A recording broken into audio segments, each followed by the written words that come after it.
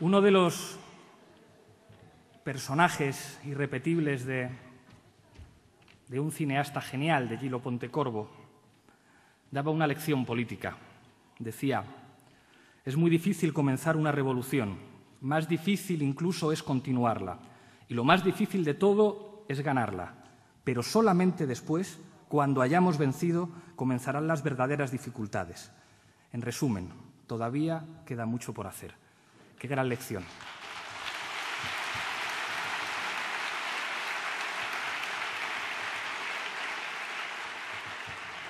Fue difícil comparecer en aquella rueda de prensa en Lavapiés, en el Teatro del Barrio, en el mes de enero. Fue difícil pedir las 50.000 firmas. Fue difícil decir algo que muy pocos comprendían al principio. Fue difícil recibir críticas. Críticas por la derecha y críticas por la izquierda. Fue difícil decir que aunque seas de izquierda, la izquierda y la derecha no siempre sirven para entender lo que pasa. Fue difícil organizar una campaña electoral contando solo con el apoyo de la gente.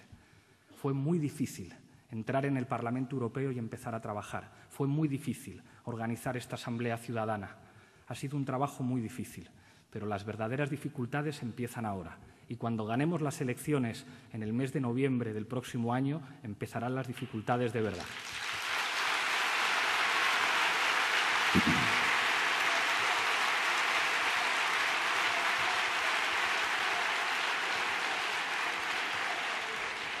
Sabemos que va a ser difícil, pero no tenemos miedo, no tenemos miedo. El miedo lo empiezan a tener otros, como J.P. Morgan, que parece que están muy preocupados. Igual que en Grecia, que agitan los fantasmas del miedo, pero dos compañeros que acaban de ser elegidos para el Consejo Ciudadano, Juanma e Irene, decían algo en lo que tenían razón. No es ya que el miedo esté cambiando de bando, es que también la sonrisa está empezando a cambiar de bando.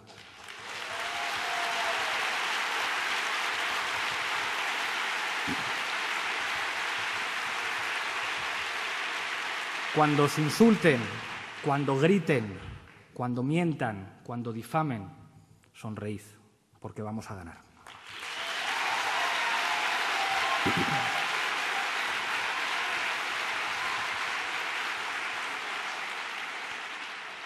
Dicen que el voto a Podemos es el voto del cabreo, es el voto del enfado, es el voto de la indignación. Ojalá fuera tan fácil. Los arquitectos de Podemos son los que han creado un sistema corrupto, son los responsables de la precariedad laboral, son los responsables del empeoramiento de las condiciones de trabajo. Los creadores de Podemos son los que han enviado al exilio a miles de jóvenes. Los creadores de Podemos son los creadores de la desigualdad, los responsables del robo, los responsables del expolio. Podemos no es un experimento político. Podemos no tiene que ver con que yo hable bien en la televisión, no tiene que ver con que Errejón sea el mejor director de campaña, con que Juan Carlos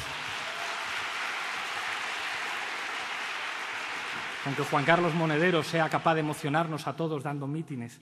No tiene que ver con que Carolina sea la mejor analista social y política de este país. Tampoco con que Luis sepa coordinar grupos humanos como nadie. Podemos es el resultado de algo mucho más triste. Podemos es el resultado del fracaso del régimen, de sus oligarcas y de sus partidos. Podemos es una respuesta a todos esos viejos de corazón viejo que decían que no se podía. Pues bien, la gente les ha respondido: claro que podemos.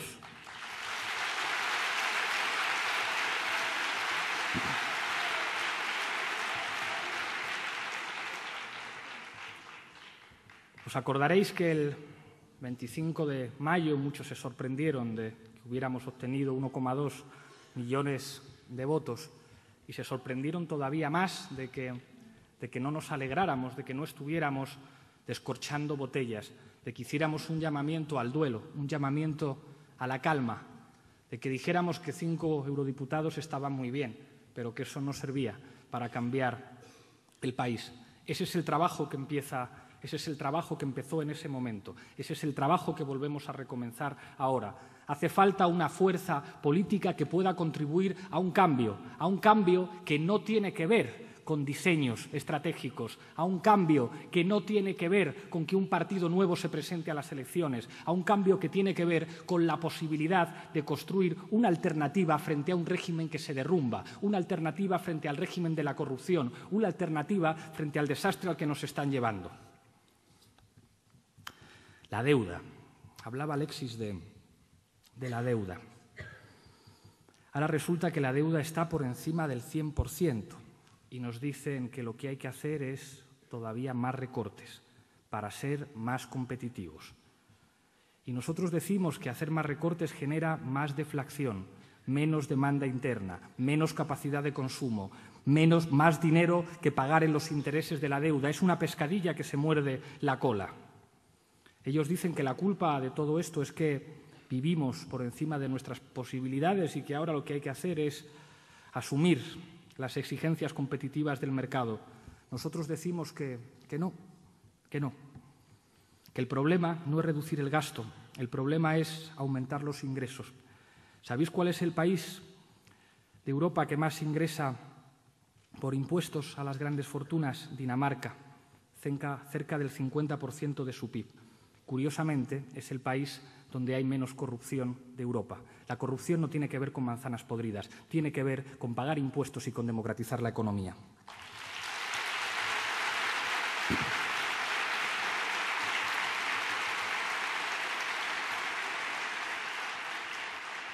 La corrupción se puede identificar con Bárcenas, se puede identificar con presidentes que no se pagan los viajes, que no se sabe si son privados o no son privados.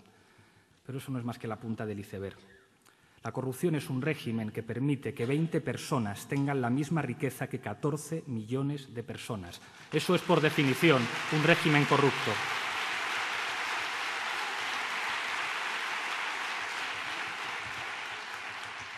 Y ahí nosotros somos algo muy modesto.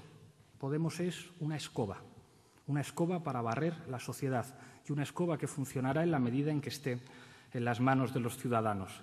Van a agitar el miedo, van a decir que viene el lobo, van a decir que será terrible que exista un gobierno de Podemos.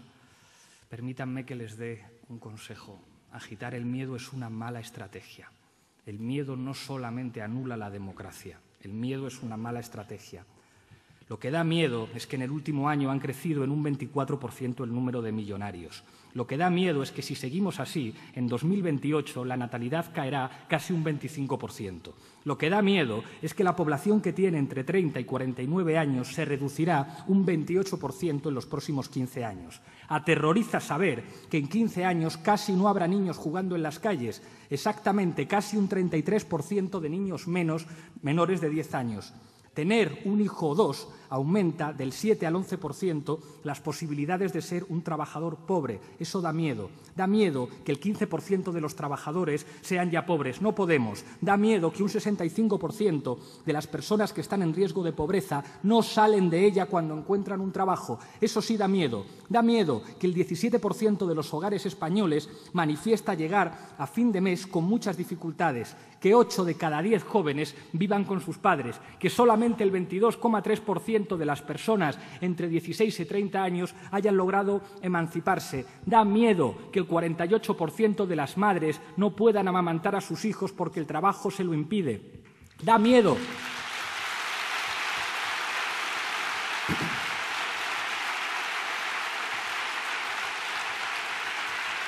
Nosotros defendemos la vida, defendemos que una mujer decida cuándo quiere tener un hijo.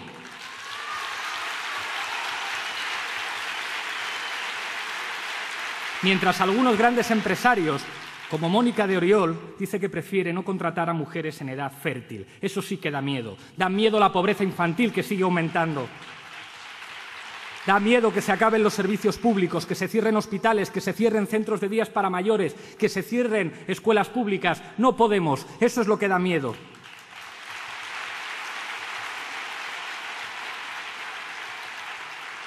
Da miedo que el 71% de los 80.000 millones que se defraudan sea atribuible a los grandes patrimonios y a las grandes empresas. Esos son los que dan miedo. No podemos. Da miedo que el patrimonio de las grandes fortunas españolas esté creciendo un 9,3% en los 6 primeros meses de este año. Eso da miedo, no que la gente vote y elija una cosa diferente.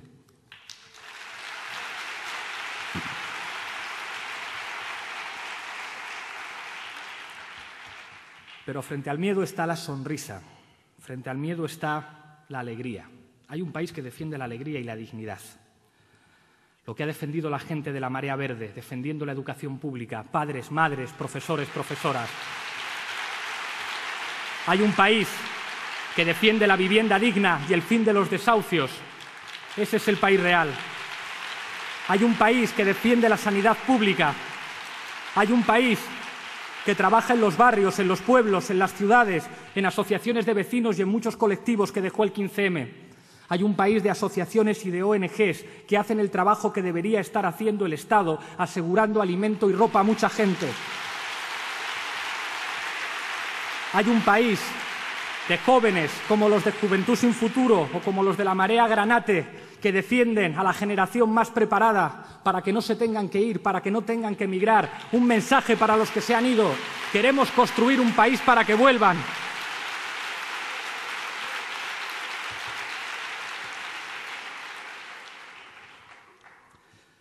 Nos preguntan por las medidas económicas que vamos a tomar.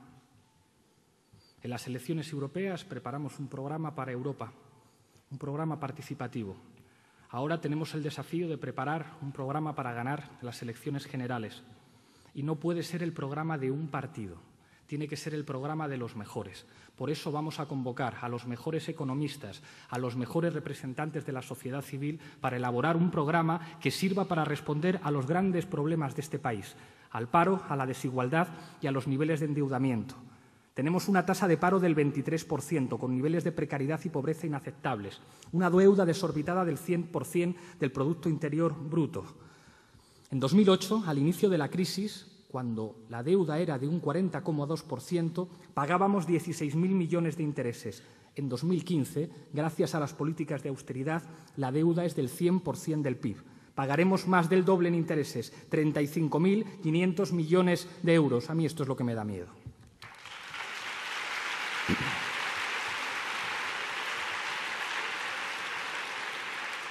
Hablamos de reestructurar la deuda. Y no es que lo digamos los de Podemos, es que lo dicen economistas y premios Nobel como Joseph Stiglitz o Paul Krugman. Y últimamente también el execonomista jefe y catedrático de Harvard, Kenneth Rogoff, que dice literalmente: ha sido un error obligar a España, Irlanda o Grecia a pagar absolutamente toda su deuda.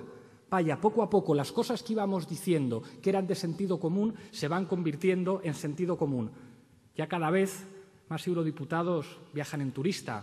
No es tan doloroso, no es tan doloroso viajar en turista.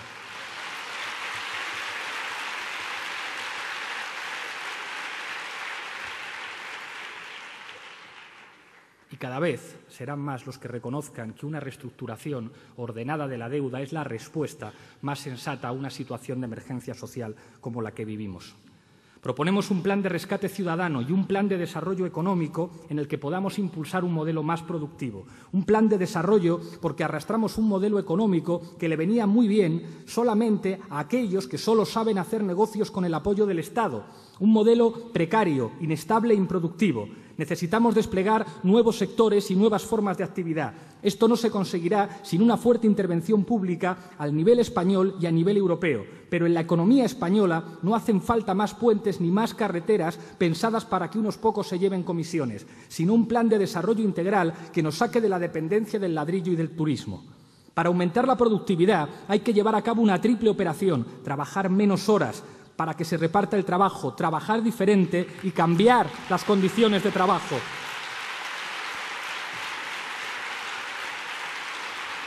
Esto significa apostar realmente por un cambio en el modelo productivo que genere empleo de calidad, vidas de calidad y reparto del beneficio que supone el aumento de la productividad.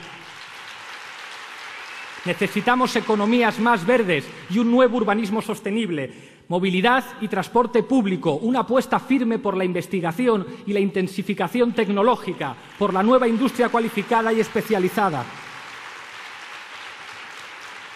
Un plan que fomente la creación de cooperativas y los proyectos de autoempleo individual y colectivos. Proyectos que cuenten con el apoyo de créditos públicos para que puedan ser emprendedores y dejen de ser emprendedores.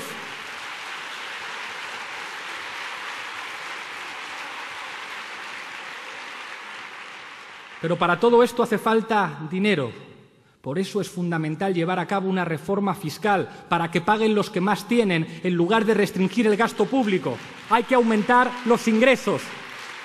Necesitamos acercarnos a la suficiencia fiscal y dejar de depender exclusivamente de la financiación de los mercados internacionales. Una reforma fiscal que ataje el fraude y grave las rentas más altas que ahora no son gravadas.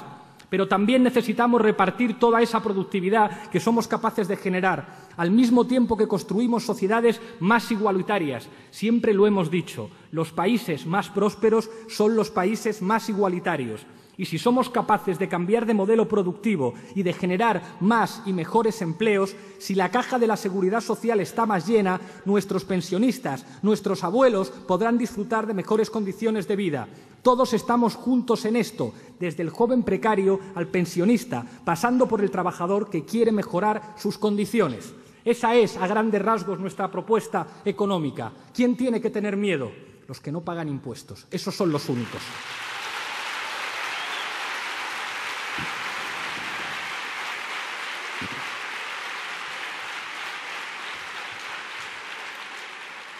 Nos preguntan si somos españoles, y yo digo que sí, pero yo estoy harto de una concepción de España agresiva, una concepción que diga a los demás qué lengua tienen que hablar o de qué nación se tienen que sentir. Yo pienso que España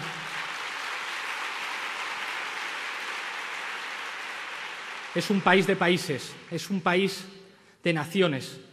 Y cuando se nos plantea qué es lo que habría que hacer, nosotros decimos derecho a decidir sobre todas las cosas. Por eso apostamos por un proceso constituyente.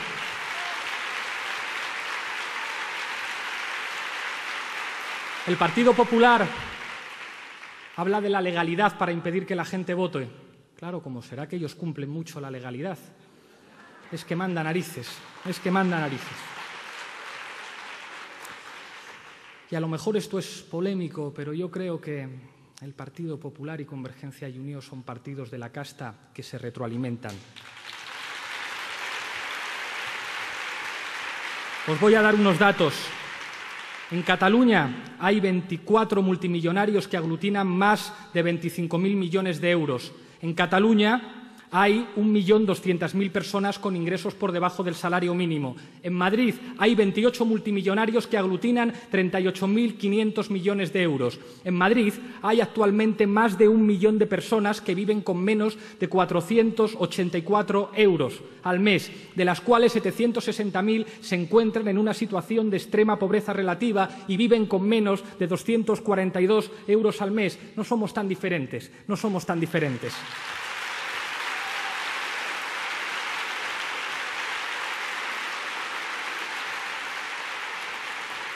Yo digo que para que haya derecho a decidir hay que decidir sobre la economía y que en un momento en el que estamos en un bucle frente al inmovilismo del Partido Popular o frente a los brindis al sol de la esquerroconvergencia, nosotros decimos, discutamos de todo y con todos, un proceso constituyente para abrir el candado del 78 y que podamos discutir de todos, de democratizar la economía, de la cuestión territorial, de todas y cada una de las cosas.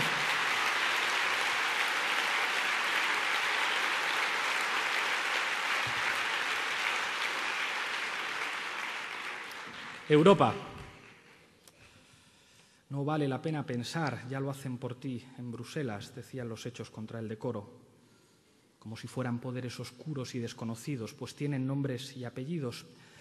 Jean-Claude Juncker, recién elegido presidente de la Comisión Europea, que mientras era ministro de Finanzas en Luxemburgo y presidente, suscribió acuerdos secretos con 340 multinacionales para que tributaran al 1%. Yo digo que el que hace eso es un ladrón y que la crisis tiene nombres y apellidos.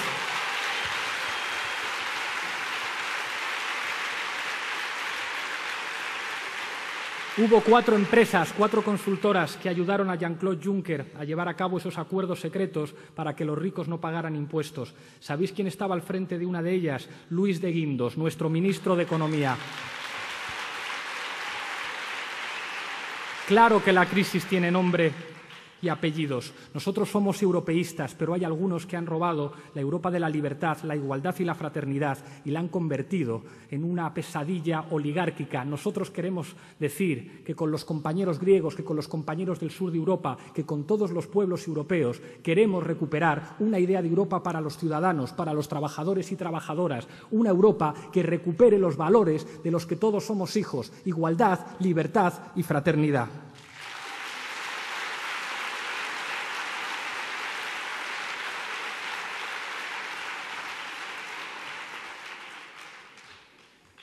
La sonrisa ha cambiado de bando. Les molesta nuestra sonrisa, igual que les molesta que cantemos, ¿verdad? Hay unos compañeros de Móstoles que invito a subir al escenario para que canten con nosotros. Y quiero invitar también a todo el Consejo Ciudadano a que me acompañe aquí, porque vamos a tener que cantar todos juntos. Todos al escenario, por favor.